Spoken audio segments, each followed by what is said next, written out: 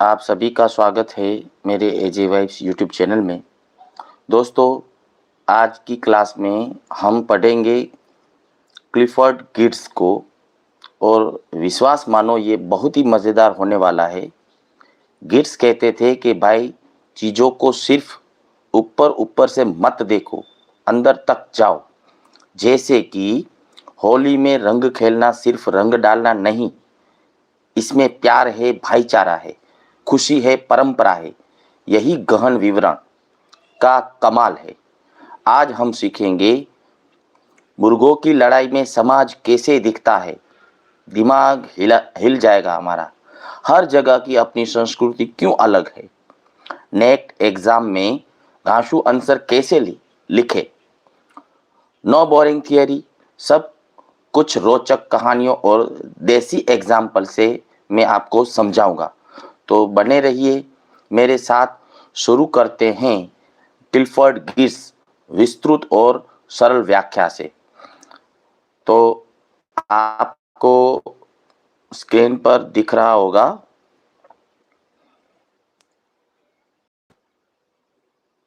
सबसे पहले सबको good evening.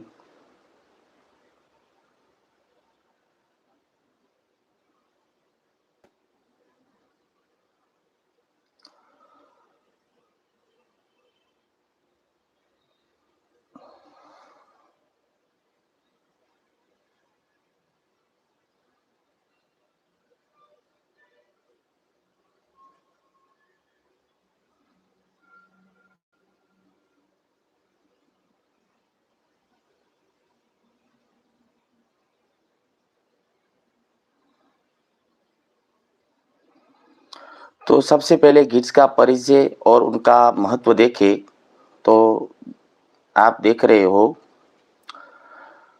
Clifford James Gits, जिसका जन्म हुआ 1926 और उसकी मृत्यु हुई 2006 में, जो अमेरिकी सांस्कृतिक मानव विज्ञानी थे, जिन्होंने व्याख्यात्मक या प्रतीकात्मक मानव विज्ञान यानी कि इंटरप्रेटिव सिंबॉलिक एंथ्रोपोलॉजी की स्थापना की।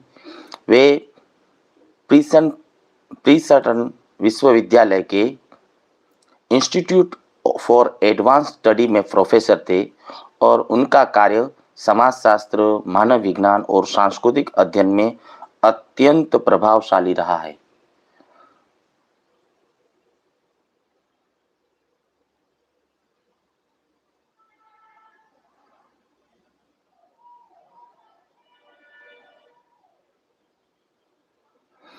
तो देखो कौन थे क्लिफोर्ड गिट्स। तो क्लिफोर्ड गिट्स, जिसका जन्म हुआ जैसे कि आप स्क्रीन पर देख रहे हो 1926 में अमेरिका में पैदा हुए और 2006 में उनकी मृत्यु हुई। वे मानव विज्ञानी थे। जो आप देख रहे हैं वे मानव विज्ञान, ठीक है, मानव विज्ञानी थे। यानी जो लोगों की संस्कृति और समाज का अध्ययन करता है, संस्कृति और समाज दोनों का अध्ययन करता है, उसे हम मानव विज्ञानी कहते हैं। ठीक है। उन्होंने क्या खास किया, तो पहले लोग संस्कृति को बाहर से देखकर समझते थे, पहले के लोग। लेकिन गिज ने कहा नहीं, अंदर घुसो, लोगों की तरह सोचो, तब समझोगे।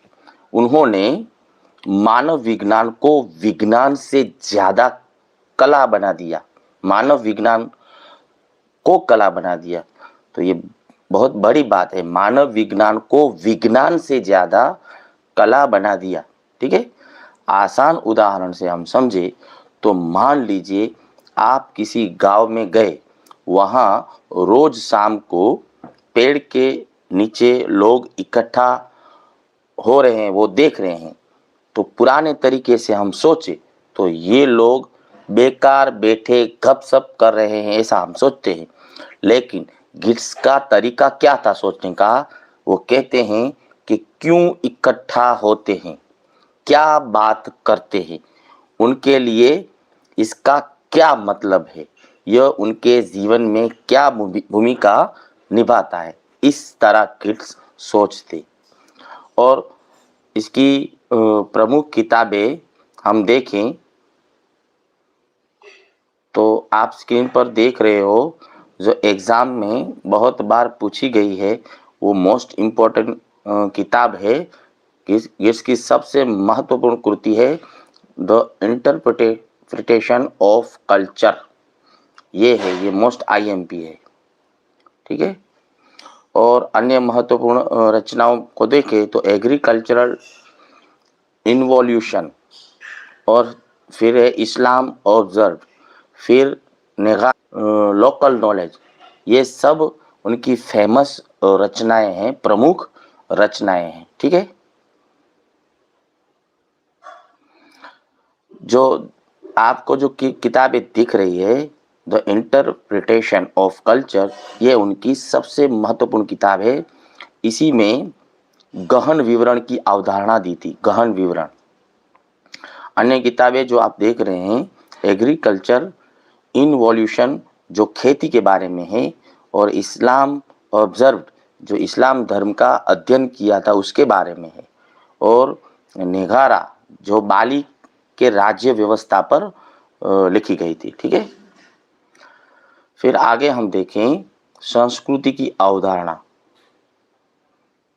तो गिर्स ने संस्कृति को एक प्रतीकात्मक व्यवस्था, ये मोस्ट इम्पोर्टेंट है, संस्कृति को क्या, प्रतीकात्मक व्यवस्था यानी कि सिंबॉलिक सिस्टम के रूप में परिभाषित किया है।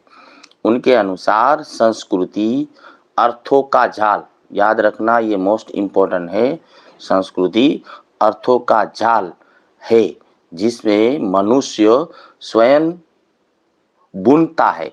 संस्कृति केवल व्यवहार के पैटर्न नहीं बल्कि अर्थों की संरचनाएं हैं जो सामाजिक क्रिया को दिशा देती है, ठीक है। तो ये संस्कृति की जो अवधारणा है ये मोस्ट इम्पोर्टेंट है। फिर से मैं आसान भाषा में आपको समझाने की कोशिश कर रहा हूँ। गिब्स के अनुसार संस्कृति क्या है? गिब्स ने कहा कि संस्कृति अर्थों का जाल है जिसे इंसान खुद बुनता है। इसे थोड़ी आसान भाषा से हम समझे तो अर्थों का जाल यानी क्या? अर्थों का जाल यानी क्या? तो जैसे मकड़ी का जाला कई धागों से बना होता है, ठीक है, वैसे ही संस्कृति कई अर्थों से बनी होती है। Harsh Vaghela, very good evening, very good evening. वैसे ही संस्कृति देखो, जैसे संस्कृति के बारे में क्या कह रहे हैं गिब्स, जैसे मकड़ी का जाला कई धागों से बना होता है, वैसे ही संस्कृति कई अर्थों से, संस्कृति कई अर्थों से, देखो यहाँ लिखा है अर्थों से बनी है। एग्जाम्पल फॉर भारतीय उदाहरण हम लें तो दिवाली, ठीक है, दिवाली एक एग्जाम्पल ले रहे हैं। सिर्फ दिया जलाना बाहरी चीज है, जो सब दिया जलाते हैं और उसको देखते हैं तो बाहरी चीज देखते हैं दिया जलाना, लेकिन इसमें छिपे अर्थ बहुत सारे हैं। देखो, अर्थ को हम समझेंगे तभी हम पूरी तरह संस्कृति को समझ पाएंगे। देखो किस तरह अर्थ निकालते हैं दिवाली के बारे में। तो पहले है रोशनी। तो रोशनी, जो दीपावली में जो रोशनी होती है, इसका मतलब है अंधकार पर प्रकाश की जीत, ठीक है, जो आप कई बार सुने होंगे। फिर परिवार इकट्ठा होना यानी कि रिश्तों की मजबूती। फिर मिठाई बांटना, तो इसका मतलब है मीठे रिश्ते। फिर नए कपड़े हम पहनते हैं, ठीक है, तो नई शुरुआत करते हैं। फिर हम क्या करते हैं, लक्ष्मी की पूजा भी करते हैं यानी कि समृद्धि की कामना करते हैं। फिर सफाई यानी कि बुराई को दूर करते हैं। ये सब अर्थ मिलकर एक जाल बनाते हैं। ये सब अर्थ हमने निकाले, उसी की एक जाल बनाते हैं और उसे ही हम संस्कृति कहते हैं। ये तरीका है क्लिफर्ड गिब्स का संस्कृति को जानने का, ठीक है। फिर इसमें कीवर्ड्स है, खुद को बुनता है, ये लिखा है। संस्कृति अर्थों का जाल है जो मनुष्य स्वयं बुनता है यानी कि खुद को बुनता है। इसका मतलब क्या है कि संस्कृति प्रकृति से नहीं मिलती, हम खुद बनाते हैं। ठीक है, संस्कृति प्रकृति से नहीं मिलती, हम खुद बनाते हैं। एग्जाम्पल से समझे तो भूख है, भूख हमें लगती है तो वो प्राकृतिक है, लेकिन कैसे खाना है, क्या खाना है, किसके साथ खाना है, ये क्या है, सब सांस्कृतिक है कि नहीं। इसलिए कोई हाथ से खाता है, कोई चम्मच से खाता है, कोई जमीन पर बैठकर खाता है, कोई टेबल पर भी खाता है। ठीक है, फिर देखो इसमें है संस्कृति प्रतीकात्मक है, ये लिखा है ना, संस्कृति प्रतीकात्मक है, सिंबॉलिक है। देखो प्रतीकात्मक ये है ना, तो इसका मतलब क्या है, हर चीज कुछ न कुछ हमें दर्शाती है, कुछ न कुछ दर्शाती, हर चीज में कोई प्रतीक होता है। यानी कि भारतीय प्रतीक के एग्जाम्पल हम देखें तो मान लो एक चीज है सिंदूर, तो सिंदूर किसका प्रतीक है, चलो जवाब दो मुझे कमेंट में। जो औरतें, जो मैरिड औरतें हैं वो सिंदूर लगाती है, तो ये किसका प्रतीक है, बोलो। लाल पाउडर नहीं है, वो बाहर से देखते हैं तो ये लाल पाउडर दिख रहा है, लेकिन ये किसका प्रतीक है, अब बोलो। तो सबको पता होगा, सुहाग का प्रतीक है, कहते हैं ना। तो यानी कि ये क्या है, संस्कृति है। मंगलसूत्र तो वैवाहिक बंधन का प्रतीक है। तिलक लगाते हैं लोग, तिलक लगाते हैं, तो ये किसका प्रतीक है, स्वागत और सम्मान का प्रतीक है। छुआछूत तो ये सामाजिक पदकर्म का प्रतीक है। मतलब कि संस्कृति व्यवहार नहीं है, संस्कृति व्यवहार नहीं है। हाँ, हर्ष वाघेला लग्न, नीलेश राठौर वेरी गुड, पति के लंबी आयु के लिए, राइट राइट। देखो हम सब अलग अलग प्रतीक निकाल सकते हैं, कोई ना कोई तो मीनिंग्स, देखो हर एक चीज का एक मीनिंग है, उसी को कहते हैं अर्थ। ठीक है, हम अर्थों को समझना चाहिए। गिलफोर्ड गिट्स ये कहना चाहते हैं, संस्कृति व्यवहार नहीं है, अर्थ है। यानी कि इसमें कीवर्ड्स क्या है, संस्कृति के अर्थ को समझो, अर्थ को समझो। पहले लोग सोचते थे संस्कृति के बारे में, क्या सोचते थे, लोगों का व्यवहार कैसा था, लोगों का व्यवहार कहते थे कि संस्कृति, संस्कृति है, संस्कृति यानी कि लोगों का व्यवहार। जो लोग जो भी व्यवहार करते हैं उसमें संस्कृति दिखती है। लेकिन गिट्स ने अलग तरीके से कहा, नहीं, संस्कृति व्यवहार के पीछे का अर्थ है, जस्ट व्यवहार नहीं है। संस्कृति जस्ट व्यवहार नहीं, लेकिन व्यवहार के पीछे जो हम अर्थ निकालते हैं वही संस्कृति है। एक एग्जाम्पल से समझे तो मान लो कि हम हाथ जोड़ते हैं, हाथ जोड़ते हैं, दोनों हाथ जोड़ते हैं, तो व्यवहार क्या कहता है कि दोनों हाथ छाती के पास जोड़ना, हाथ जोड़ते हैं, और उसे क्या अर्थ निकलता है, सम्मान, नम्रता, आध्यात्मिकता, और ये भी एक अर्थ निकलता है कि मैं तुम्हारे अंदर के ईश्वर को नमन करता हूँ। ठीक है, ये भी अर्थ निकलता है। तो गिट्स को अर्थ में दिलचस्पी थी, मोस्ट इंपॉर्टेंट, गिट्स को अर्थ में दिलचस्पी थी, न कि सिर्फ व्यवहार में। इसलिए संस्कृति को जस्ट व्यवहार नहीं मानता, व्यवहार के पीछे व्यवहार के पीछे के अर्थ में दिलचस्पी थी। ठीक है, ओके, तो ये संस्कृति की अवधारणा आप क्लियर कर ली होंगी।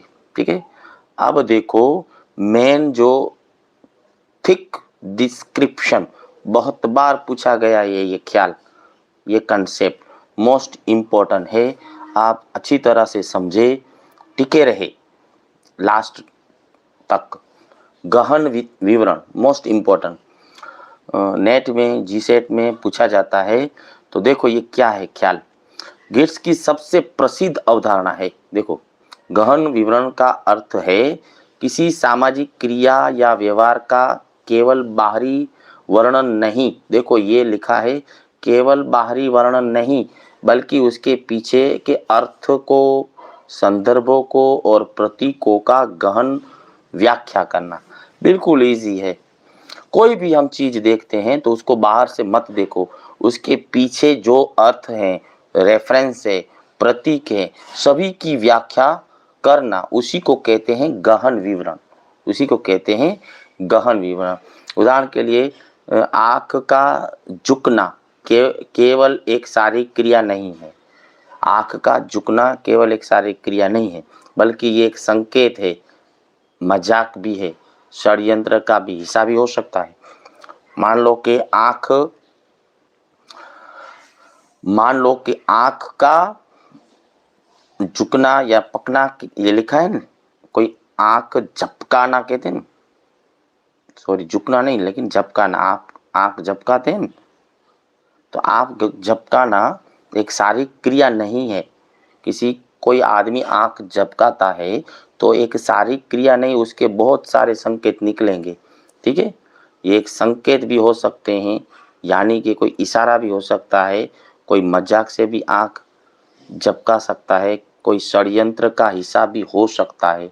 ठीक है, तो ये सब जानना, उसी को हम कहते हैं गहन विवरण। सब ऐसे हम जानने की कोशिश करते हैं, उसी को हम गहन विवरण कहते हैं। ज़्यादा एकदम सरल भाषा में, अपनी बोलचाल वाली भाषा में मैं आपको समझाऊं तो ये क्या है, गिट्स की सबसे महत्वपूर्ण देन है, हर परीक्षा में पूछा जाता है। मैं आपको बोल रहा हूँ मोस्ट इम्पोर्टेंट है, इसको मैं इम्पोर्टेंट कह सकता हूँ, मोस्ट आईएमपी।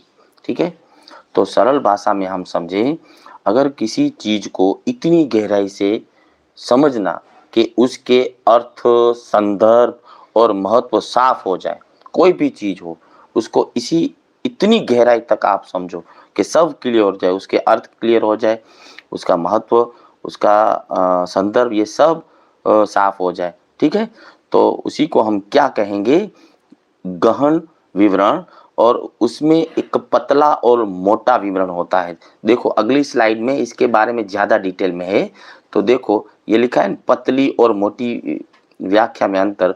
तो किसी भी चीज़ को हम ऊपर से देखते हैं तो ये क्या है, पतली, और जो अंदर से बहुत बारीकाई से हम उसको देखते हैं तो वो क्या कहलाता है, गहन कहलाता है। देखो पतला विवरण यानी क्या, केवल बाहरी से देखना, ऊपर से देखना, जस्ट बाहर से नजरी से देखना, क्रिया का वर्णन करता है। यानी कि ऊपर से हम ऊपर छली देखते हैं, ऊपर ऐसे ही देखते हैं, उसको पतला विवरण कहते हैं। लेकिन मोटा विवरण जो हमारा मेन कंसेप्ट है, थिन थिन डिस्क्रिप्शन का मतलब ही ये है। देखो ये थिन डिस्क्रिप्शन है, उसी के बारे में हमको जानना है। तो सबसे पहले हम पतला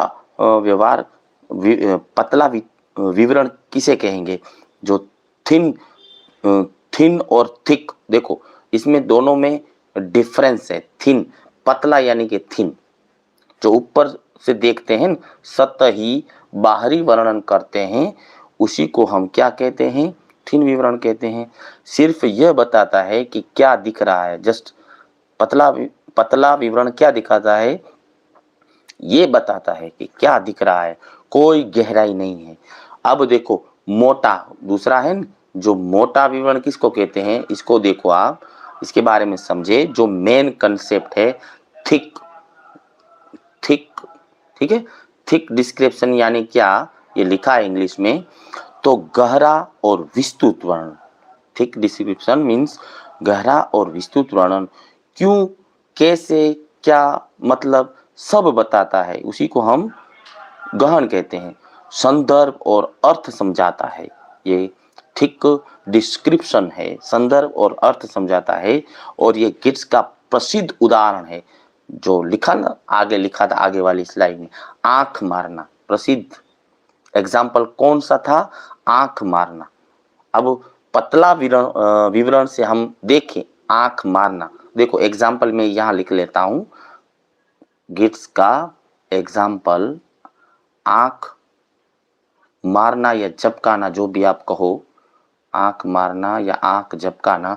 अब देखो दोनों विवरण से हम देखते हैं, तो पतले विवरण से अगर आप देखोगे, एक लड़के ने अपनी दाहिनी आंख पलक तेजी से बंद की और खोली, यानी कि आंख झपकाना क्या कहते हैं हम इस तरह से आंख को ऐसे हम झपकाते हैं, तो इसके बारे में एक पतला विवरण और थिक विवरण के बारे में हम समझते हैं, जो गिट्स का एक फेमस एग्जाम्पल है। ठीक है, प्रसिद्ध उदाहरण है।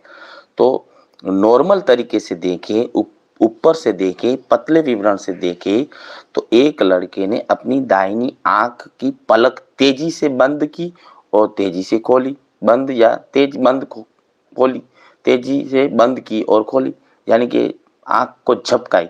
ठीक है, इस तरह हम बाहर से देखेंगे। अगर देखना है तो कहेंगे कि देखो ये लड़का इस तरह आंख बंद करता है, खोलता है। लेकिन गहन विवरण से हम देखें तो हम क्या सोचेंगे, बिफोर गिस के तरीके से, तो अब इसके कई अर्थ हो सकते हैं। आंख मीचने का, आंख मारने का, आंख झपकाने के कई सारे अर्थ निकल सकते हैं। सिर्फ पलक झपकाना, यानी कि पलक झपकती है तो आंख में कुछ चला गया होगा, तो पहला ये अर्थ निकलता है कि कोई कोई चीज है, कचरा है, आंख में चला गया होगा, इसलिए आंख ऐसे झपकाई। फिर दोस्तों को इशारा करने का भी एक मीनिंग निकलता होगा। अब चलते हैं यहाँ से, ये होता है ना, ऐसे हम करते हैं कि चलो हम यहाँ से चलते हैं, इशारे का। तो देखो दूसरा मीनिंग्स क्या निकला, इशारा, इशारा भी निकला। फिर साजिश, साजिश का भी संकेत हो सकता है। कोई भी योजना के अनुसार काम करना तो हम आंख ऐसे झपकाते हैं, यानी एक साजिश का भी संकेत हो सकता है। फिर मजाक भी हो सकता है, किसी की नकल उड़ा रहे हो तो भी आप झपकाते हो, आंख मारते हो, तो देखो ये मजाक का भी एक अर्थ निकलता है। फिर फ्लर्ट करना, किसी लड़की को आकर्षित कर रहा है तो आज लड़के करते हैं, जो हम टीवी वगैरह में देखते हैं, तो ये फ्लर्ट करने का भी एक इशारा हो सकता है। ठीक है, फिर अभ्यास हम देखें तो असली विंक करने की प्रैक्टिस कर रहा है।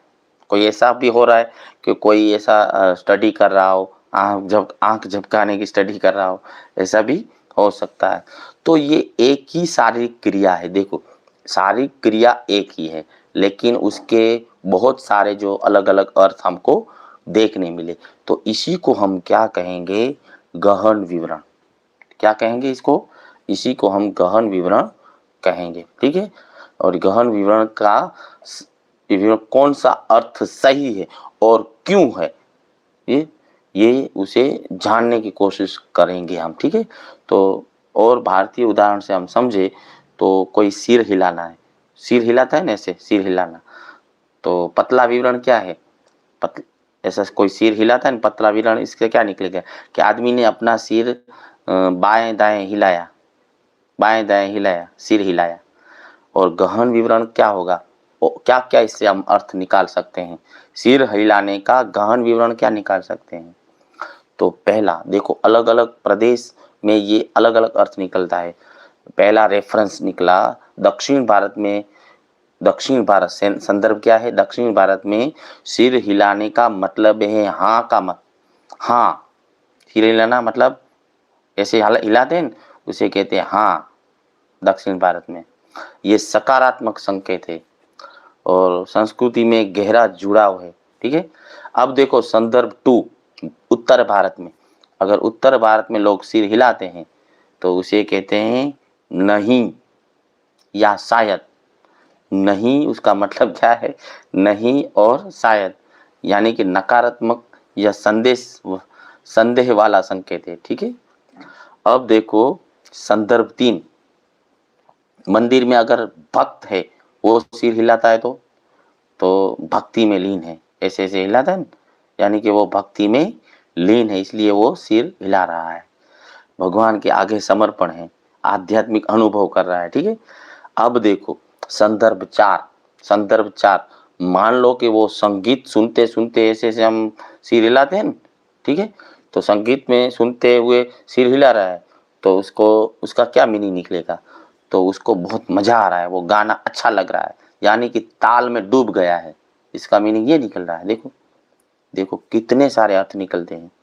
संगीत का मतलब आनंद ले रहा है, कलात्मक अभिव्यक्ति कर रहा है। देखिए एक ही क्रिया के कितने अलग अलग अर्थ निकले। और एक और व्यवहारिक उदाहरण हम देख सकते हैं, दाखला वो और भी एग्जाम्पल हम दे सकते हैं कोई प्राणी वगैरह के बारे में, यानी कि काव है, गाय है, तो गाय के बारे में पतला विवरण क्या निकलता है कि 4 पैर वाला दूध देने वाला पशु गाय, ठीक है, काव। लेकिन गहन विवरण क्या निकलेगा, भारतीय संदर्भ में देखें तो बहुत सारे अर्थ निकलेंगे। धार्मिक अर्थ में गाय गौ माता है, पवित्र है, कृष्ण भगवान से जुड़ी है, सभी देवी देवताओं का निवास है, ऐसा निकलते हैं। गोबर मूत्र भी पवित्र हैं।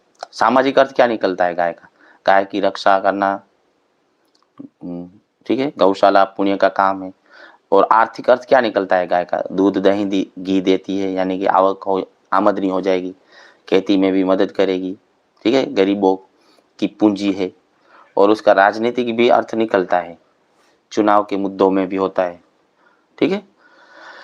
ओके, तो ये सारे बहुत सारे अर्थ निकलते हैं। ओके, अब देखो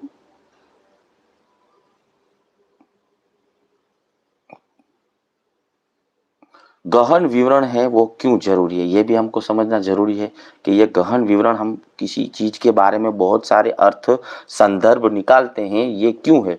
तो सतही समझ से हम बचाता है, चीजों को गलत न समझे, अच्छी तरह हम समझ सकते हैं। सांस्कृतिक संवेदनशीलता बढ़ाता है, ठीक है, दूसरों की संस्कृति को हम रिस्पेक्ट भी कर सकते हैं, जो हम अच्छी तरह किसी चीज को समझे होंगे, असली अर्थ को समझने में मदद करने, ठीक है, सच्चाई तक हम पहुंच सकते हैं इस गहन विवरण से, ठीक है। अब देखो इंटरेस्टिंग एक कंसेप्ट है कॉफ्ट काइट। देखो कॉक काइट का अध्ययन, ये बहुत फेमस है, cock fight, cock cock fight यानी मुर्गो, मुर्गों का,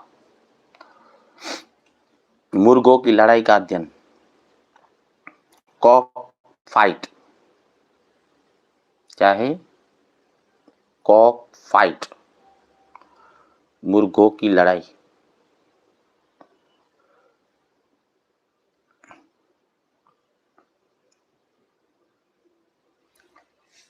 मुर्गों की लड़ाई का अध्ययन, इसके बारे में हम जाने तो किट्स ने, देखो गिट्स के बाली में मुर्गों की लड़ाई पर किए गए अध्ययन में उन्होंने दिखाया कि ये केवल खेल नहीं बल्कि बाली निज समाज की सामाजिक संरचना, स्थिति, प्रतिस्पर्धा और सांस्कृतिक मूल्यों का प्रतीकात्मक प्रतिनिधित्व है। मुर्गे अपने मालिकों की सामाजिक पहचान का विस्तार है और लड़ाई सामाजिक तनाव और प्रतिद्वंदता व्यक्त करने का माध्यम है। देखो ये मुर्गों है, मुर्गे, ये किसका प्रतीक है, सामाजिक पहचान। फिर लड़ाई है, जो लड़ाई किसका प्रतीक है, सामाजिक तनाव और प्रतिद्वंदिता व्यक्त करने का माध्यम है। ये कॉक फाइट है, कॉक फाइट यानी मुर्गों की लड़ाई। इसके बारे में बी सांस्कृतिक अर्थ निकाले क्लिफोर्ड गिट्स ने। क्लिफोर्ड गिट्स जो है वो क्या है, क्लिफोर्ड गिट्स जो बाली है, बाली यानी कि इंडोनेशिया में आई, बाली, बाली मीन्स इंडोनेशिया में गए, इंडोनेशिया गए और वहां मुर्गों की लड़ाई देखी, इंडोनेशिया गए, मुर्गों की लड़ाई देखी। और यह अध्ययन डिप प्ले, इसको क्या कहते हैं, डिप प्ले, देखो ये लिखा है डिप प्ले, डिप प्ले नाम से भी प्रसिद्ध है, ठीक है। अब इसके बारे में हम समझते हैं कि अगर कोई दो मुर्गे लड़ रहे हैं तो हम बाहर से देखें तो, बाहर से देखो तो क्या हम देखेंगे कि दो मुर्गों को लड़ाया जा रहा है, ऐसे ही देखेंगे। लोग पैसे लगाते हैं और मनोरंजन और गैम्बलिंग है, ऐसा देखते हैं, बाहर से हम देखते हैं। देखो मुर्गे लड़ रहे हैं, लोग पैसे लगा रहे हैं, मनोरंजन और गैम्बलिंग है, एक मुर्गा जीतता है, एक हारता है। लेकिन गिट्स की गहन व्याख्या के तरीके से हम देखें तो गिट्स ने कहा कि ये सिर्फ खेल नहीं, बालिनीज समाज की कहानी है। याद रखना, बालिनीज समाज, ये है बालिनीज समाज, इंडोनेशिया के समाज की एक कहानी है। अब देखो सब क्या क्या प्रतीक है ये देखो, यानी कि यहाँ लिखा है ना कि मुर्गा, ये मुर्गा मालिक की पहचान है। देखो मालिकों की सामाजिक पहचान, इसके बारे में हम जाने, गहराई से गहन अध्ययन करें तो मुर्गा अपने मालिक का विस्तार है, अपने मालिक का विस्तार है। ठीक है, जैसे आप अपनी कार से प्यार करते हैं वैसे मुर्गे से मालिक प्यार करता है। मुर्गे की देखभाल रखना यानी कि खुद की देखभाल रखना, मुर्गे की तारीफ करना यानी कि मालिक की तारीफ करना। ठीक है, भारतीय समानता, जैसे पुराने समय में राजाओं के घोड़े उनकी शान थी, उसी तरह मुर्गे राजाओं की यानी कि बाली वालों की शान थी। अब देखो लड़ाई, इसके बारे में लिखा है ना कि लड़ाई का मतलब क्या है? सामाजिक तनाव और प्रतिद्वंदिता व्यक्त करती है। तो देखो सामाजिक युद्ध यानी कि लड़ाई यानी कि सामाजिक युद्ध। बाली में लोग सीधे सीधे लड़ नहीं सकते थे, बाली शांत समाज है ना, इसलिए तो वो क्या करते थे, मुर्गों के जरिए लड़ते थे, सीधे सीधे नहीं लड़ते थे। अगर मान लो कि दो परिवार में दुश्मनी है तो क्या करते थे, उनके मुर्गे लड़ेंगे। ये कैसा अलग है देखो। अगर गांव में प्रतिस्पर्धा है, गांव में प्रतिस्पर्धा है तो क्या करेंगे कि मुर्गों की लड़ाई में दिखेगी प्रतिस्पर्धा, यानी प्रतिस्पर्धा करनी है तो दोनों मुर्गों को लड़ाओ, दुश्मनी निकालनी है तो दोनों मुर्गों को लड़ाओ, सामने सामने वाले मुर्गों को।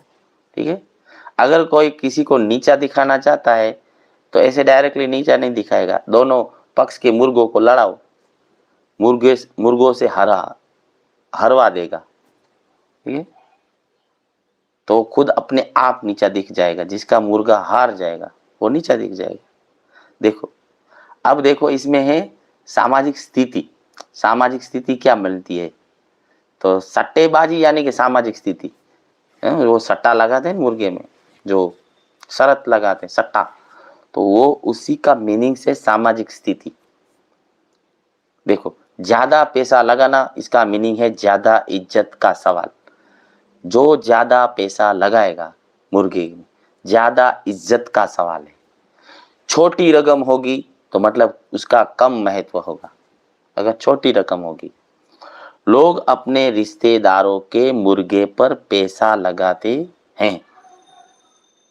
लोग जो भी मुर्गे जो लड़ रहे हैं तो उसके रिश्तेदार उस मुर्गे के, अपने रिश्तेदारों के मुर्गे पर पैसा लगाते थे।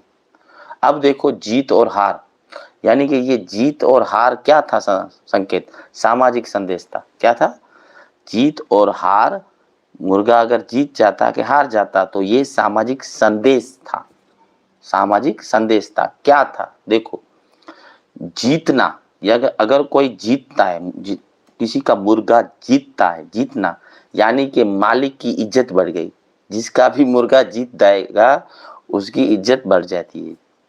फिर अगर जिसका मुर्गा हार जाएगा, ठीक है, तो वो शर्मिंदगी और नीचे गिरना, यानी कि नीचे गिर जाएगा, शर्मिंदा हो जाएगा। ये असली जिंदगी के संघर्ष का प्रतीक था। ये असली जिंदगी के संघर्ष का प्रतीक था। अब समझे आप ये सारा खेल, तो यानी इससे क्या निष्कर्ष निकालते हैं क्लिफोर्ड गिट्स, कि मुर्गी की लड़ाई एक कहानी है। मुर्गी की लड़ाई एक कहानी है जो बालीनीज लोग खुद को सुनाते थे, खुद को सुनाते थे। इसमें उनका सामाजिक ढांचा था। देखो ये सामाजिक संरचना थी, मूल्य और विश्वास थे। देखो मूल्यों प्रतीकात्मक प्रतिनिधित्व है। देखो इसका मतलब यही है, मैं देखो आपको सरल भाषा में कह रहा हूं। गिट्स का निष्कर्ष क्या निकालते हैं कि मुर्गों की लड़ाई एक कहानी है जो बालीनीज लोग खुद को सुनाते हैं। इसमें उनका सामाजिक ढांचा, मूल्य और विश्वास, फिर तनाव और संघर्ष, ठीक है, पहचान और गर्व, सब कुछ झलकता था इस कहानी में। तो महत्वपूर्ण सबक क्या मिलता है? किसी भी सांस्कृतिक गतिविधि को बेकार या सिर्फ मनोरंजन तरीके से हमें नहीं देखना चाहिए, उसमें गहरा सामाजिक अर्थ छुपा होता है। यही कहना चाहते हैं क्लिफोर्ड किट्स। ठीक है, अब देखो अगला कंसेप्ट है, धर्म की व्याख्या क्या निकालते हैं। 1 मिनट में पानी पी लेता हूं।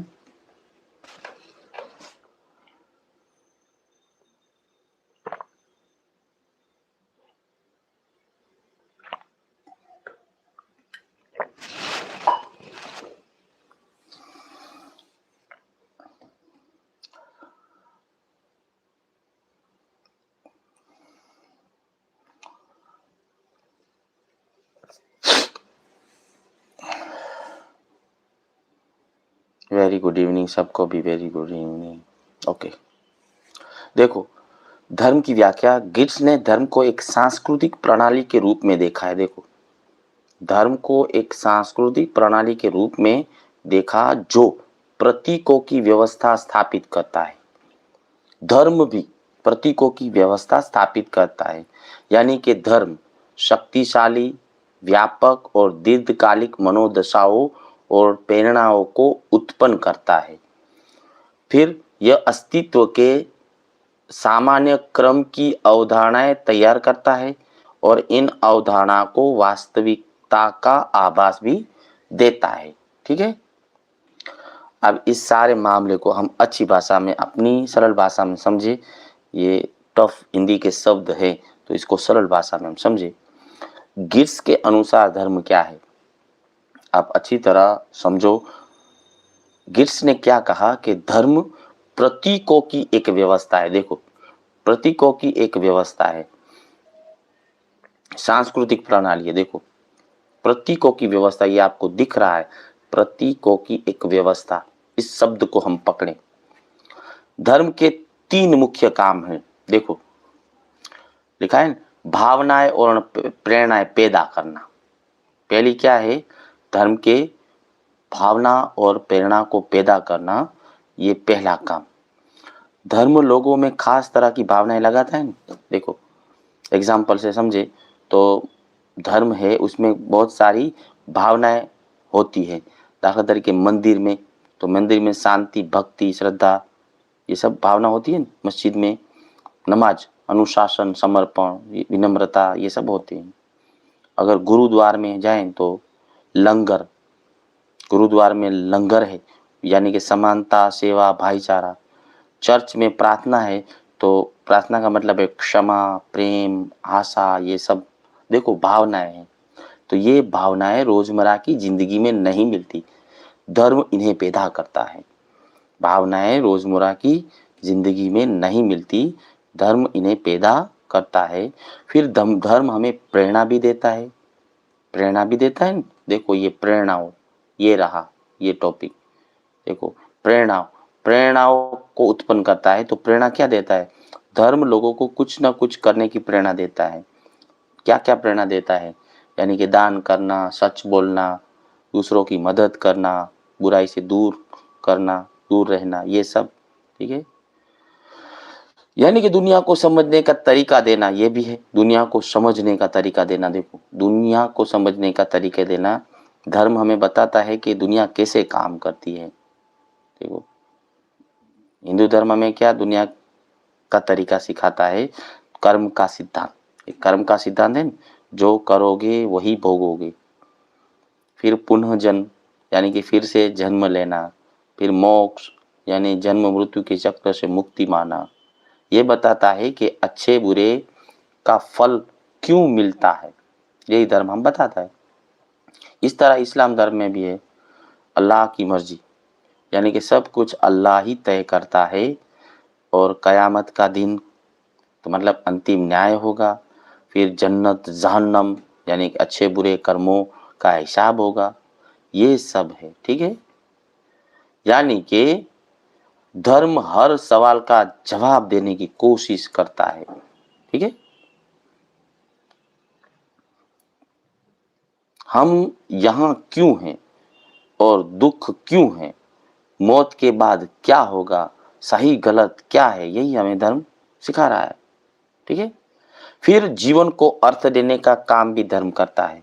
देखो, जीवन को अर्थ देने का काम धर्म हमको बताता है कि जिंदगी बेकार नहीं है, उसका कोई ना कोई मतलब है। सरल एग्जाम्पल से हम समझे तो मान लो कि आप अगर आप दुखी हो गए हैं तो कर्म का फल है या भगवान की परीक्षा है। देखो, तो ये क्या है, जीवन को अर्थ देने का है न? जीवन कैसे हमें जिंदगी जीना है उसका मतलब देता है न? फिर अगर अच्छा काम किया तो उसका क्या धर्म निकलेगा, पुण्य मिलेगा, स्वर्ग मिलेगा। किसी की मौत हुई तो दुखद नहीं, धर्म ये कहता है कि दुखी मत हो, आत्मा अमर है। ठीक है। फिर अगर कोई गरीबी को देखते हो तो धर्म हमें ये कहता है कि इस जन्म का कर्म है, अगले जन्म में सुधरेगा। ठीक है। फिर धर्म के बिना कई चीजें बेमतलब लगती है, धर्म उन्हें अर्थ देता है। ठीक है। फिर देखो प्रतीकों की व्यवस्था, प्रतीकों की व्यवस्था क्या है, प्रतीकों की व्यवस्था इसमें लिखे है। प्रतीकों की व्यवस्था क्या है, धर्म में हर चीज कुछ ना कुछ दर्शाती प्रतीक है, प्रतीकों की व्यवस्था है। क्लिफोर्ड गिब्स ने कहा है कि प्रतीकों की व्यवस्था है। तो देखो, ओम है, ओम आप तो ये किसका प्रतीक, ब्रह्मांड की ध्वनि है, परमात्मा का प्रतीक है। देखो है ना। फिर स्वस्तिक है, वो किसका प्रतीक है, स्वस्तिक, शुभ, मंगल, सौभाग्य, ये सब है ना, ऐसे स्वस्तिक बनाते हैं हम। फिर दिया है, अगर दिया तो दिया किसका प्रतीक है, ज्ञान प्रकाश का प्रतीक है। कमल तो पवित्रता, आध्यात्मिक विकास का प्रतीक है। त्रिशूल है, शिव की शक्ति, बुराई का नाश करने का प्रतीक है। सब है न। इस तरह इस्लाम धर्म में भी बहुत सारे प्रतीक हैं। मान लो कि चांद तारा है इस्लाम का, तो इस्लाम की पहचान है। फिर हज, मक्का मदीना जाते हैं तो ये सबसे बड़ी इबादत का प्रतीक है। फिर रोजा रखते हैं तो आत्म संयम और गरीबों से जुड़ाव का प्रतीक है कि नहीं? हर एक धर्म में उसके कुछ न कुछ प्रतीक है और उसका भी अलग अलग कोई मीनिंग्स है। ईसाई धर्म के बारे में हम देखें तो क्रॉस है, जो क्रॉस है तो ये किसका प्रतीक है, यीशु का बलिदान का प्रतीक है। फिर रोटी और शराब तो ये किसका प्रतीक है, यीशु का शरीर और खून। जो कबूतर है वो किसका प्रतीक है, शांति और पवित्र आत्मा का प्रतीक है। ठीक है। तो ये प्रतीक बहुत शक्तिशाली होते हैं, इनके लिए हम मर मिट सकते हैं। धर्म में, धर्म वास्तविकता का अभ्यास क्यों देता है, किसने कहा कि धर्म इतना शक्तिशाली है कि लोगों को लगता है कि ये बिल्कुल सच है। दोबारा कह रहा हूं, किसने क्या कहा कि धर्म इतना शक्तिशाली है कि लोगों को लगता है कि ये बिल्कुल सच है। कैसे, क्योंकि हमें बचपन से सिखाया जाता है, माता पिता, स्कूल, समाज सब हमें सिखाते हैं। रस्में और अनुष्ठान भी हम करते हैं, हर दिन पूजा, नमाज, आदत सब बन जाता है। समुदाय का भी दबाव होता है, सब मानते हैं तो आप भी मानोगे, हम भी मानेंगे। फिर हमें भावनात्मक भी अनुभव होता है, मंदिर में शांति मिलती है, भगवान है। ठीक है। और समस्या का समाधान लाने के लिए भी हम धर्म का इस्तेमाल करते हैं, प्रार्थना से काम बन गया, भगवान ने सुन ली हमारी, है कि नहीं। इसलिए धर्म सिर्फ विश्वास नहीं, लोगों के लिए सच्चाई बन जाता है। ये किड्स का वर्ड्स, धर्म सिर्फ विश्वास नहीं, लोगों की सच्चाई बन गया है धर्म। ओके। फिर देखो अगला कंसेप्ट है स्थानीय ज्ञान। ये स्थानीय ज्ञान क्या है, तो गिट्स ने इस बात पर बल दिया है कि ज्ञान हमेशा स्थानीय संदर्भ में निहित होता है।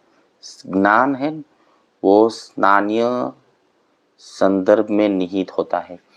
सार्वभौमिक सिद्धांतों की खोज के बजाय हमें विभिन्न समाजों के विशिष्ट ज्ञान तंत्रों को समझना चाहिए। ये देखो, कानून, कला, अन्य सांस्कृतिक रूप से स्थानीय ज्ञान की अभिव्यक्ता होती है। स्थानीय ज्ञान कैसे अभिव्यक्त होता है? कानून से, कला से और अन्य सांस्कृतिक रूप से अभिव्यक्त होता है ये स्थानीय ज्ञान। ठीक है, अब इसके बारे में डिटेल से सरल भाषा में हम जाने तो देखो,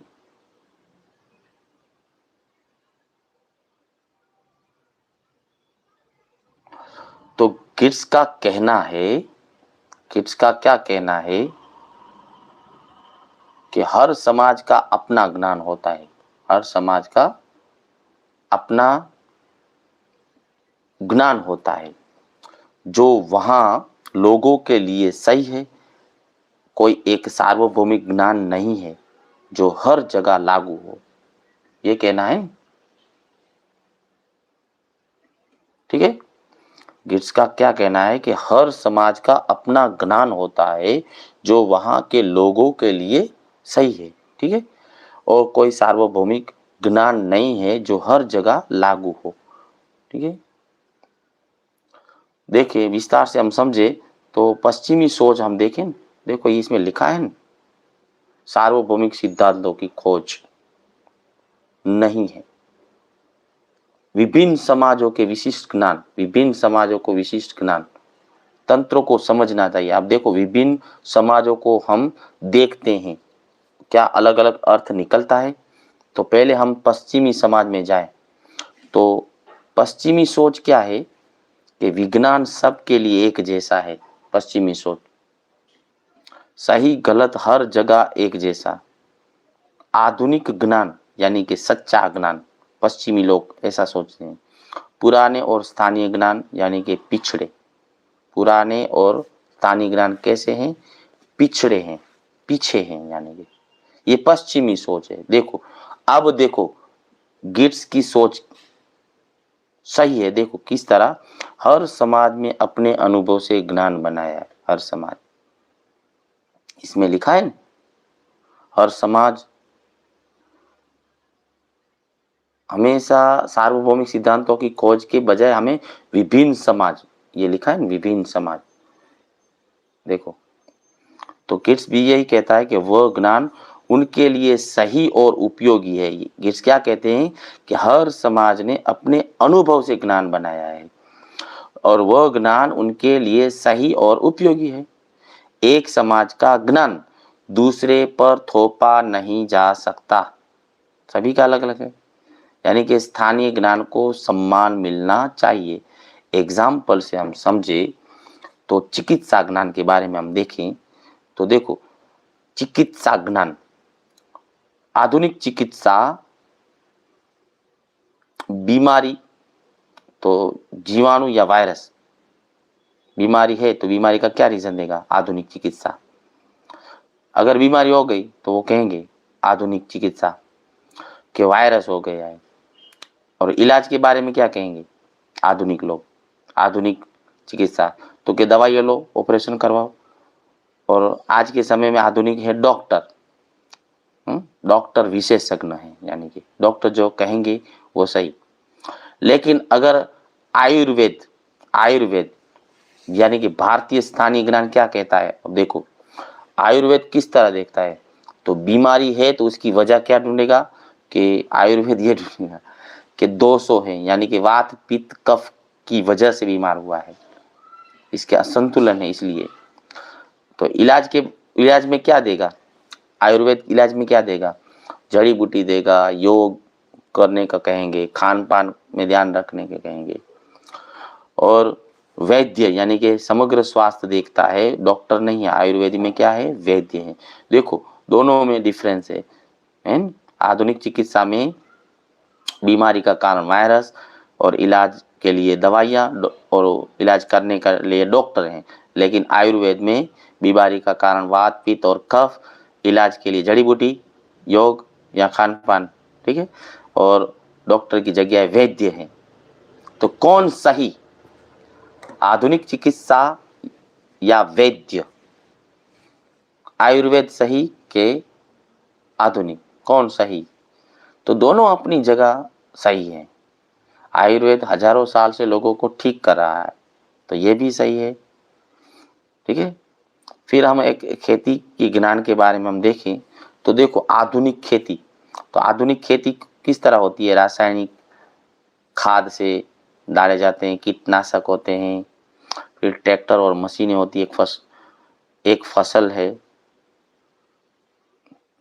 अब देखो पारंपरिक खेती तो उसमें गोबर की खाद होती है, नीम गौमूत्र, ये सब बैल से जुताई करते हैं, और मिश्रित फसल होती है, मिश्रित फसल। बारिश के पैटर्न की समझ हम देखें तो क्या पारंपरिक ज्ञान बेकार है?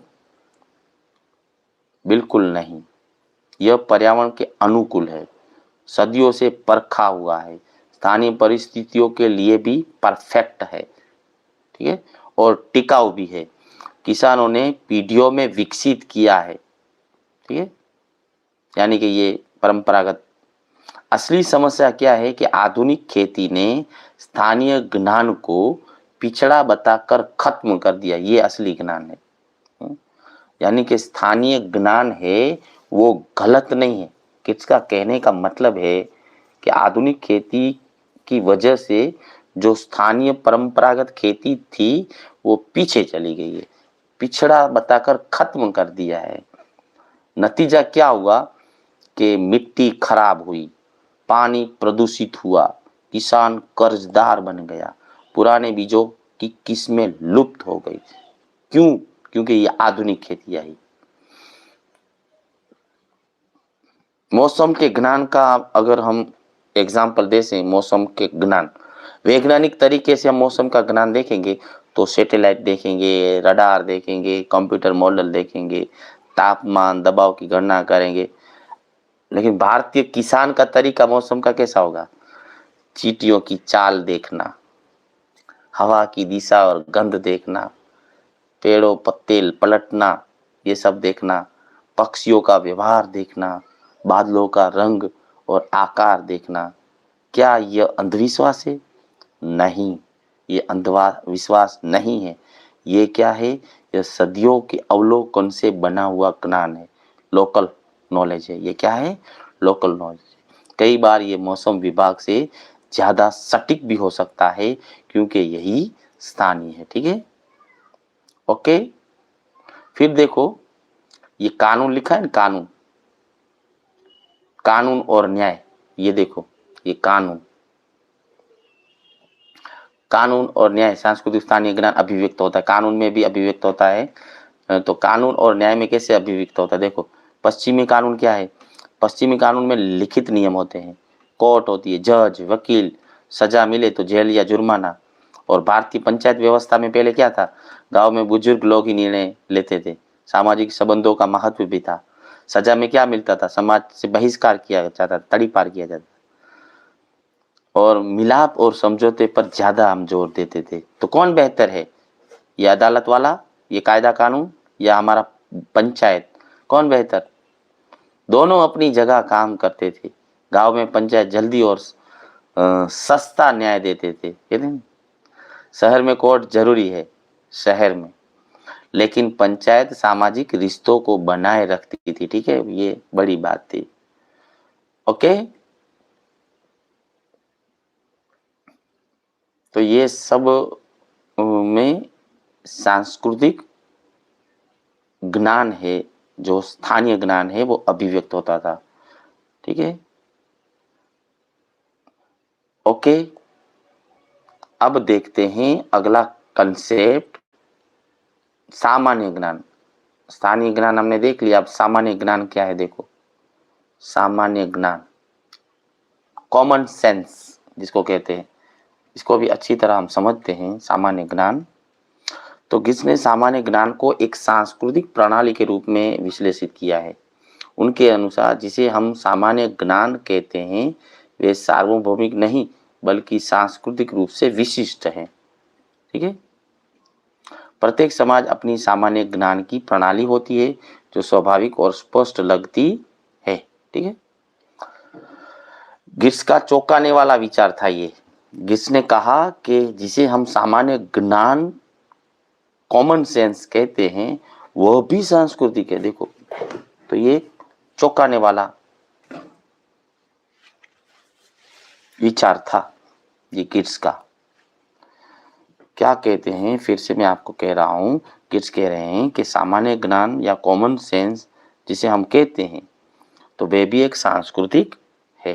ठीक है, इसका मतलब क्या हुआ, हम जो भी सोचते हैं कुछ चीजें सबको पता होती है या स्वाभाविक है, लेकिन गिट्स क्या कहते हैं कि नहीं, ये आपकी संस्कृति ने आपको सिखाया है। देखो, अगर हमको खाना खाना है तो भारत में सामान्य ज्ञान क्या है कि हाथ से खाना सामान्य है, ठीक है, ठीक है। हाँ? दाल चावल मिलाकर खाना यानी कि स्वादिष्ट लगेगा। देखो, थाली में सब परोसना यानी कि अच्छा तरीका है। पश्चिम में ये सब क्या होगा, सामान्य ज्ञान। पश्चिम में कौन सा सामान्य ज्ञान, कॉमन सेंस। हाथ से खाना यानी कि गंदा, पश्चिम वाले लोग उसे गंदा मानेंगे। चम्मच काटा और इस्तेमाल करते हैं क्योंकि उसकी सभ्यता है पश्चिमी लोगों की। ठीक है, अलग अलग प्लेट में परोसना ये प्रॉपर है। दोनों जगह लोगों को लगता है कि यह सही तरीका है, लेकिन दोनों सांस्कृतिक है, दोनों के तरीके अलग अलग है। ठीक है, फिर एक व्यक्तिगत स्थान के बारे में हम थोड़ा समझे। व्यक्तिगत स्थान, तो देखो पश्चिम में सामान्य ज्ञान क्या है व्यक्तिगत स्थान के, तो लोगों से दूरी रखो, लोगों से दूरी रखो। बहुत पास खड़ा होना यानी कि असहज लगता है पश्चिमियों। प्राइवेसी बहुत जरूरी है वहाँ, लेकिन भारतीय सामान्य ज्ञान हम देखें, पास खड़ा होना यानी कि सामान्य है। दोनों एक दूसरे के पास होते हैं तो ये कॉमन है, नॉर्मल है। भीड़ भीड़ में टकराना, अगर हम भारतीय समाज में किसी से भीड़ में टकरा जाते हैं तो कोई बात नहीं है। प्राइवेसी कम महत्वपूर्ण है, यहाँ साथ रहना ज्यादा है। कहाँ, हमारे भारतीय समाज में।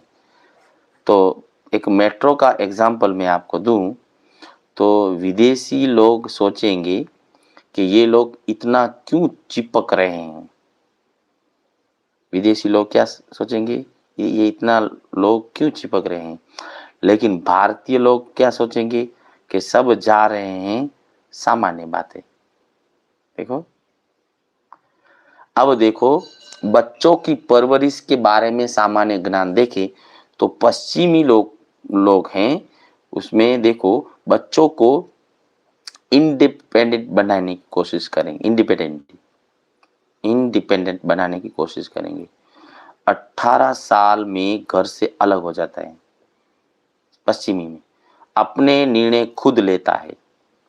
अच्छा, वहाँ मानते हैं जो पश्चिमी लोग, जो 18 साल का हो गया और खुद निर्णय लेता है तो उसे अच्छा माना जाता है।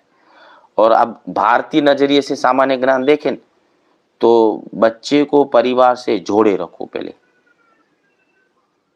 शादी के बाद भी साथ रह सकते हैं। यहाँ परिवार परिवार की राय भी लेना जरूरी होता है जब अलग होता है ना।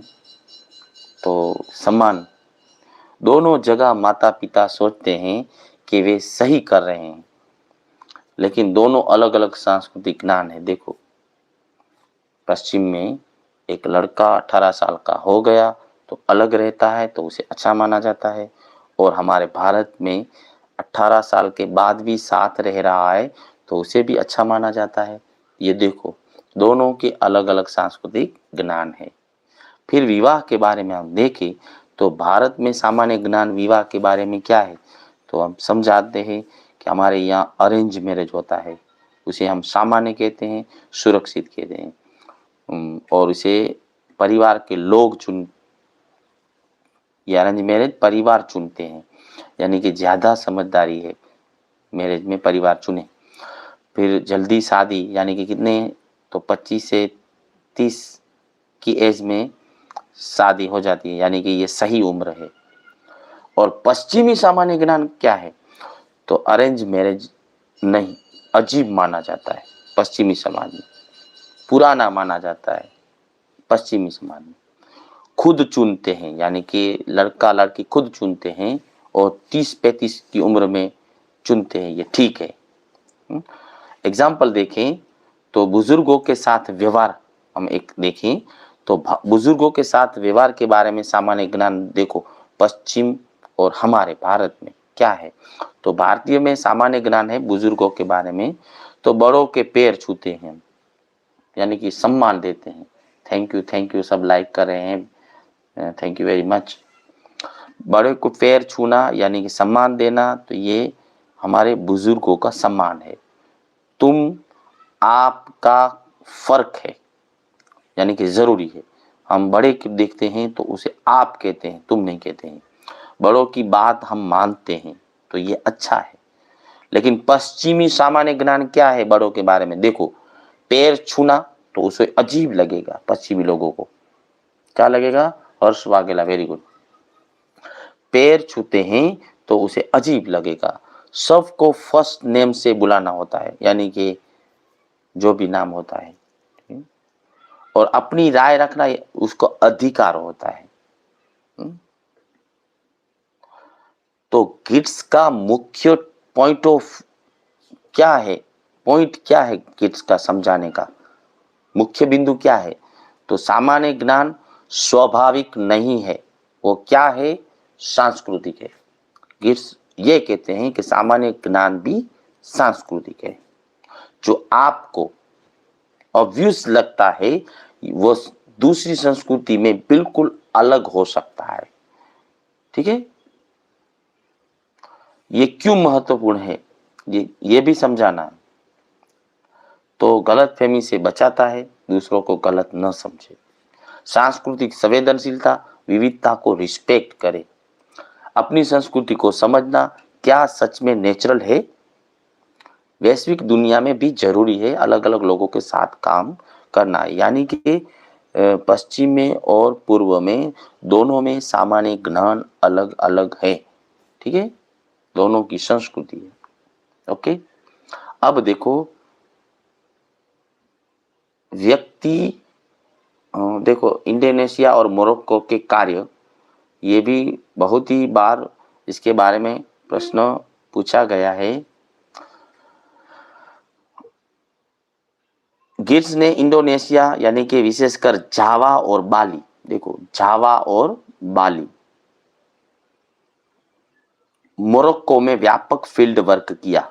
उन्होंने इन समाजों की कृषि प्रणालियां, धार्मिक जीवन और सामाजिक संगठन का गहन अध्ययन किया। उनके तुलनात्मक अध्ययनों में इस्लाम की विविधता और स्थानीय संस्कृति अनुकूलन को उजागर किया है। देखो,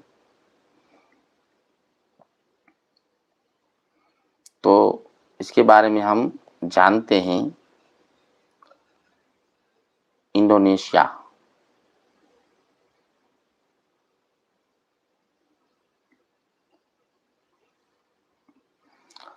तो गिट्स ने इंडोनेशिया और मोरक्को के व्यापक फील्ड वर्क किया। उन्होंने इन समाजों की कृषि प्रणालियों, धार्मिक जीवन और सामाजिक संगठन का गहन अध्ययन किया।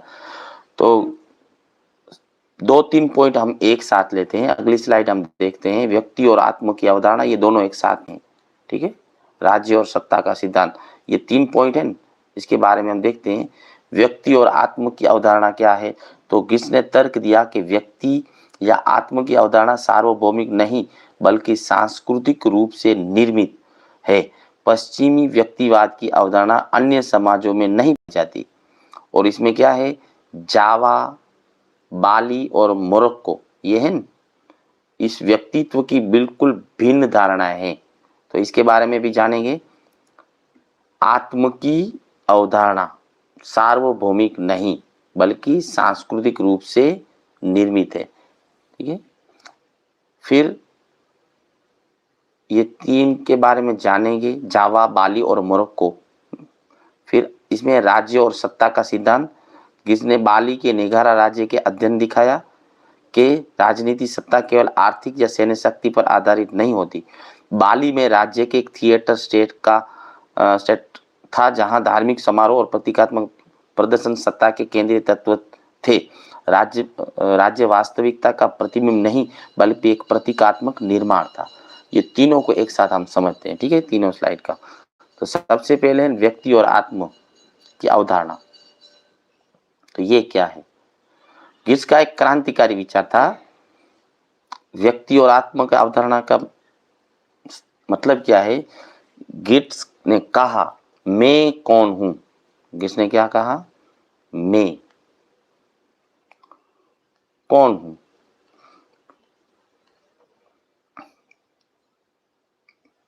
ये सवाल का जवाब भी सांस्कृतिक है।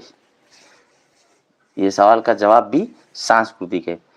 अब देखो, पश्चिम में देखें तो पश्चिम में मुख्य विशेषता क्या है कि व्यक्ति यानी कि स्वतंत्र, अलग और इकाई। पश्चिम में मैं यानी कि स्वतंत्र है, मैं सबसे महत्वपूर्ण है।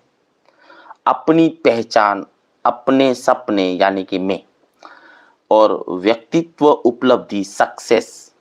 उपलब्धि क्या होगी पश्चिम में? जो व्यक्ति सक्सेस हो जाएगा तो उसकी उपलब्धि होगी। मैं एक सॉफ्टवेयर इंजीनियर हूं। अब देखो एग्जाम्पल से समझे, मैं एक सॉफ्टवेयर इंजीनियर हूं। मैं मुझे खुश करने के लिए जीता हूं। मैं मुझे खुश करने के लिए जीता हूं। मेरी पसंद, मेरा जीवन। ये सब मैं यानी कि आत्म। अब समझना, ये पश्चिमी सोच थी। अब भारत की सोच देखो, मुख्य विशेषता तो व्यक्ति खुद का नहीं, परिवार समाज का हिस्सा मानता है। और वहां पश्चिम में मैं अकेला हूं, मैं स्वतंत्र हूं, कोई दूसरा नहीं। यहाँ मैं यानी व्यक्ति खुद अकेला नहीं मानता, परिवार, उसका समाज का हिस्सा हूं, ऐसा सोचता है। यानी कि हम, मैं नहीं, लेकिन हम ज्यादा महत्वपूर्ण है। हमारे यहाँ हम है और पश्चिम में जस्ट मैं है। ठीक है, तो देखो हम ज्यादा महत्वपूर्ण है हमारे भारत में। रिश्तों में पहचान है और खुशी अकेले नहीं मानता। सक्सेस मिलती है तो सब खुशी मनाते हैं परिवार के साथ।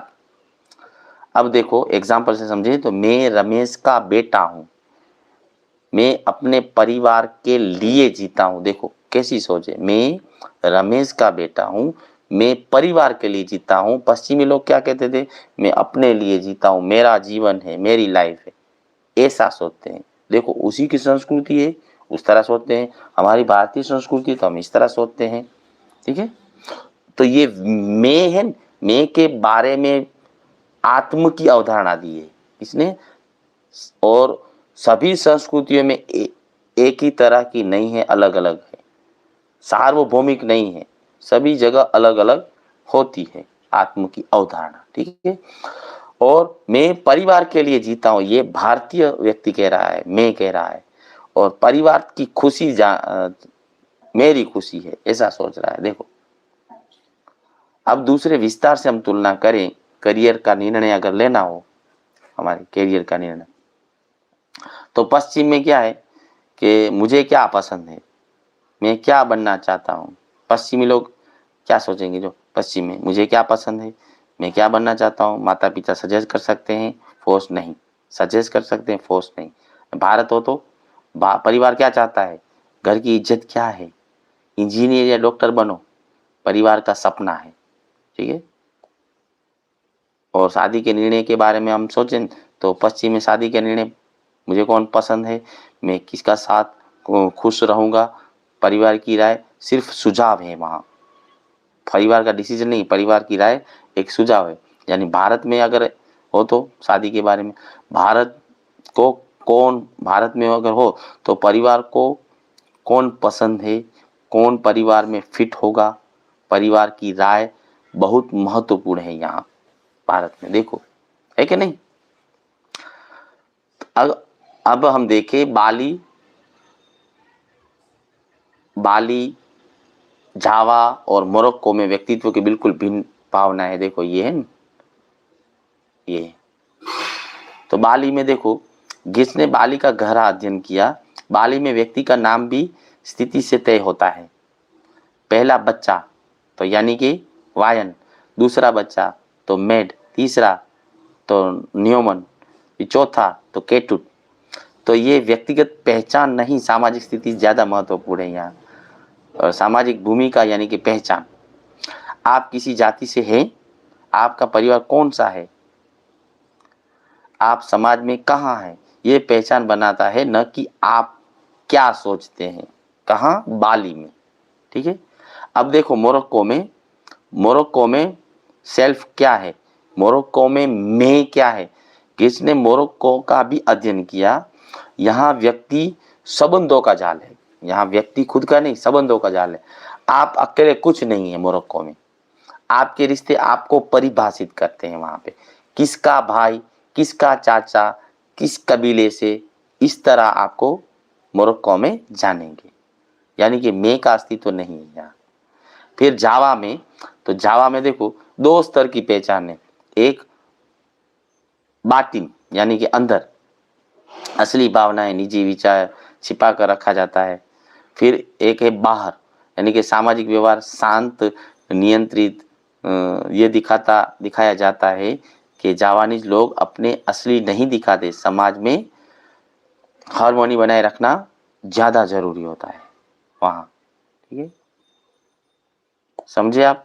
तो व्यवहारिक एक उदाहरण दे तो नाम लेने की बात करें तो पश्चिम में सबको फर्स्ट नेम से बुलाते हैं, हाय जॉन ऐसे बुलाते हैं, चाहे वो 60 ईयर तक भले इसकी एज हो, बूढ़ा हो गया हो, लेकिन बुलाते कैसे हैं, फर्स्ट नेम से। समानता दिखाता है, मतलब वहाँ क्या है। लेकिन अगर भारत में हो तो बड़े व्यक्ति हैं, ज़्यादा उम्र वाले हैं, तो हम उसको किस तरह बुलाएंगे, हमसे ज़्यादा बड़ा है तो अंकल बोलेंगे, आंटी बोलेंगे, भाई बोलेंगे, बहन बोलेंगे। यानी कि सम्मान और पद क्रम दिखाता है यहाँ देखो। तो यही छोटी चीज है, लेकिन मैं अवधारणा दिखाती है सबको कि मैं को महत्व दे रही है सभी की संस्कृति। तो गिट्स का निष्कर्ष क्या निकलता है कि कोई नेचुरल या यूनिवर्सल सेल्फ यानी मैं नहीं है, नेचुरल नहीं है, यूनिवर्सल नहीं है, सभी जगह में सार्वभौमिक नहीं है। यही लिखा है, आत्म की अवधारणा सार्वभौमिक नहीं, इसका मतलब तो यही निकला ना।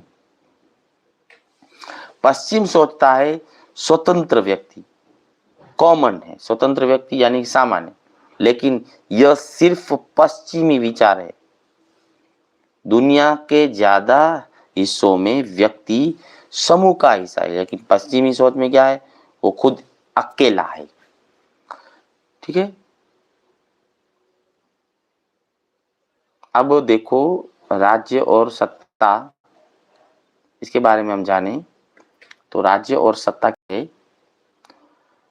ये लास्ट पॉइंट है, फिर हम इसको आज के इस लाइव सेशन को समाप्त कर लेंगे। ठीक है, ये लास्ट कंसेप्ट है।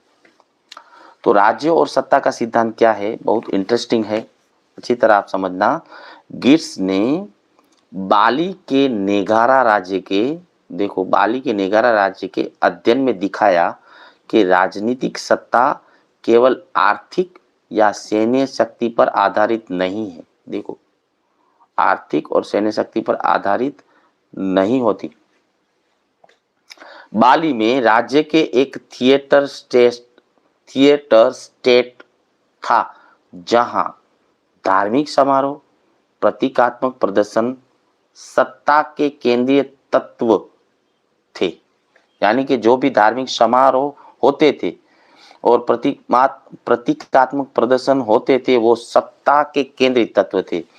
राज्य वास्तविकता का प्रतिबिंब नहीं, बल्कि एक प्रतीकात्मक निर्माण था।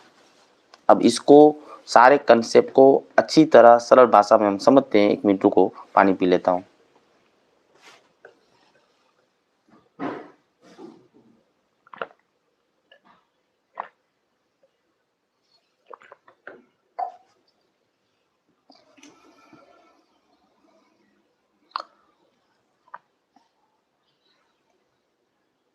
अब देखो किसने अपनी किताब है नेगारा, ये लिखा है नेगारा, 19वीं सदी के बाली राज्य का अध्ययन किया, बाली राज्य का जो आप देख रहे हैं।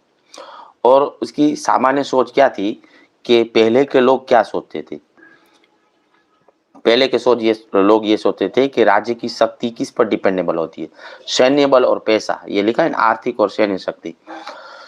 यानी कि ज्यादा सेना जिसके पास होगी वो ज्यादा ताकतवर होंगे, ज्यादा जिसके पास पैसा होगा, धन होगा, वो ज्यादा मजबूत राजा होगा।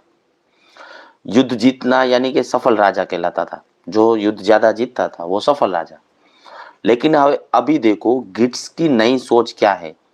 गिट्स, क्लिफोर्ड गिट्स क्या सोच रहे हैं, नई सोच क्या है।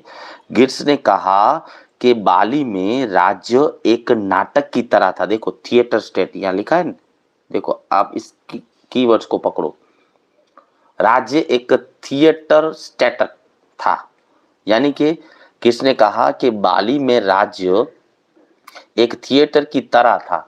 थिएटर स्टेटस क्या है, ये थिएटर स्टेटस क्या है, तो उसका मुख्य विचार क्या निकलता है कि असली ताकत समारोह और रस्मों में थी। देखो समारोह और प्रतीकात्मक प्रदर्शन यानी कि रस्मों में थी।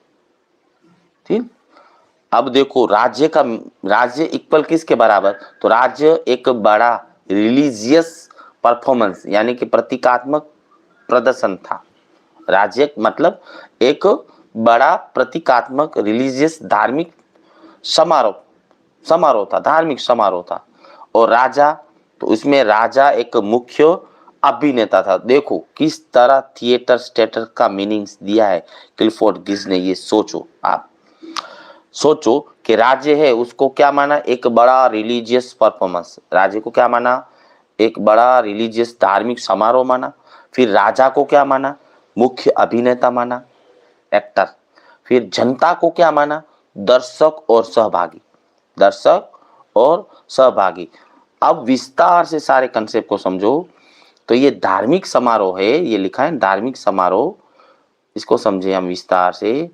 धार्मिक समारोह यानी कि राजनीतिक शक्ति। ये धार्मिक समारोह का मतलब क्या था, राजनीतिक राजनीतिक शक्ति।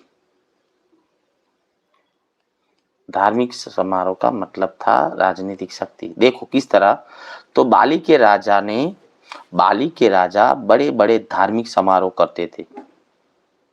बाली के राजा बड़े बड़े धार्मिक समारोह करते थे, यानी क्या क्या करते थे, तो विशाल यज्ञ रखते थे, भव्य मंदिर बनवाते थे, हजारों लोगों की दावतें देते थे, नृत्य और संगीत का कार्यक्रम करते थे। सभी का कुछ ना कुछ उद्देश्य था।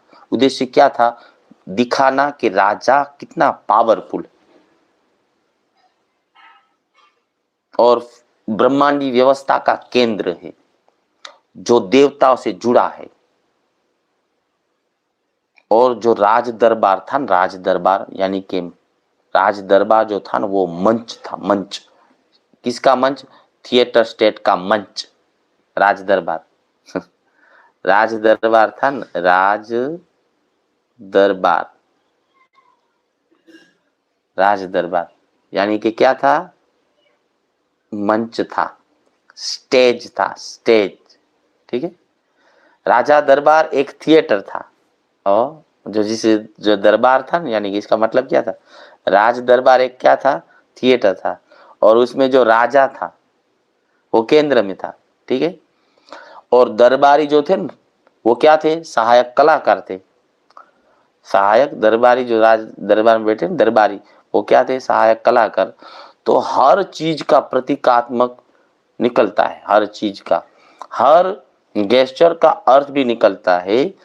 ठीक है, और इसमें प्रतीकात्मक प्रदर्शन क्या निकला, इसमें प्रतीकात्मक प्रदर्शन यानी कि जो प्रदर्शन करेगा वो किसके बराबर होगा, युद्ध। प्रतीकात्मक जो प्रदर्शन करेगा यो युद्ध करेगा। मतलब कि प्रतीकात्मक प्रदर्शन जो ज्यादा करता है वो युद्ध से ज्यादा बेहतर कहलाएगा। जो प्रतीकात्मक प्रदर्शन करेगा वो युद्ध से भी ज्यादा कर रहा है बाली में। देखो, यानी कि अब देखिए कि युद्ध से ज्यादा बेहतर किसे कहते हैं, प्रतीकात्मक प्रदर्शन को। अब देखो कि बाली में युद्ध कम होते थे और समारोह ज्यादा होते थे, यानी कि युद्ध से ज्यादा किसे महत्व दिया जाता था, धार्मिक समारोह को। समझे आप, जो ज्यादा धार्मिक समारोह करेगा वो शक्तिशाली राजा कहलाएगा। कहने का मतलब ये था क्लिफोर्ड गिब्स का। युद्ध कम होते थे, समारोह ज्यादा होते थे, राजा अपनी वैधता दिखाने के लिए ही खर्च करता था।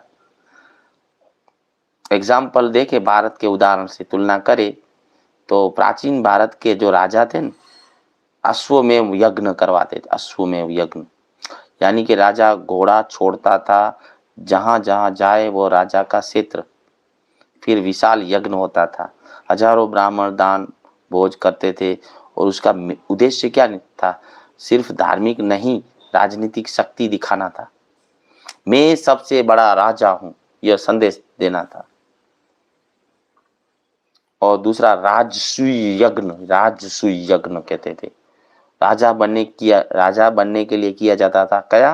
राजसूय यज्ञ, राजा बनने के लिए किया जाता था।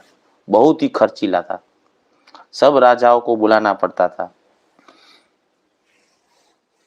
ठीक है, यह भी एक थिएटर स्टेट ही जैसा था, यानी कि एक धार्मिक समारोह का आयोजन करते हैं अपनी राज शक्ति दिखाने के लिए। और आज के समय में देखें तो आधुनिक उदाहरण हम देखें तो स्वतंत्रता दिवस हम मनाते हैं, परेड मनाते हैं स्वतंत्रता दिवस, तो सेना की ताकत दिखाते। देखो, आप समझो कुछ अलग, किड्स की तरह आप थिंकिंग करो, क्या कहना चाहते हैं बिफोर किड्स। सेना की ताकत दिखाना, ये परेड करते हैं। सांस्कृतिक विविधता दिखाना, राष्ट्रीय गौरव दिखाना है? और विदेशी मेहमान होते हैं ना, वो हमारे दर्शक होते हैं, देखो सबको बुलाते हैं। यह भी एक तरह का क्या हुआ? थिएटर ही हुआ। राज्य अपनी शक्ति का क्या कर रहा है? प्रदर्शन कर रहा है, शक्ति का प्रदर्शन। ये जो शक्ति का प्रदर्शन कर रहा है। राजनेताओं की रैलियां निकलती है, विशाल मंच होता है, भाषण होते हैं, नारे झंडे, लाखों लोग। सिर्फ मैसेज देना नहीं होता, पावर का भी थिएटर है।